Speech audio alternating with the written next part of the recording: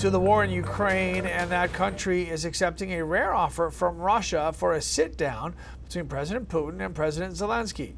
NBC's Keir Simmons has the latest.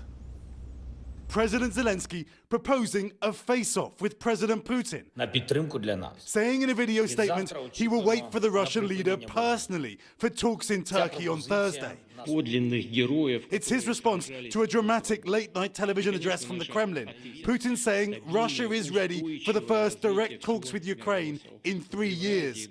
NBC News, among a small number of international news organizations inside the Kremlin, as Putin read from his handwritten notes, refusing to agree to a sustained ceasefire, but saying a truce is possible if talks are successful. It's a proposal to have talks before there's a lasting in order ceasefire. to find a way for a ceasefire.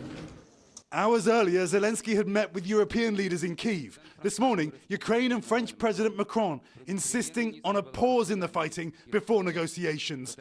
But then, President Trump on social media writing Ukraine should agree to this immediately. At least they will be able to determine whether or not a deal is possible. Have the meeting now.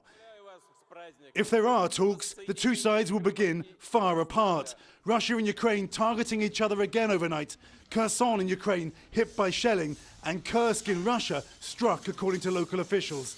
The last talks in Turkey in 2022 collapsed without agreement. President Putin says negotiations should start exactly where they left off.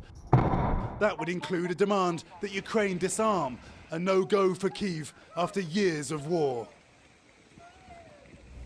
That was Keir Simmons with that report.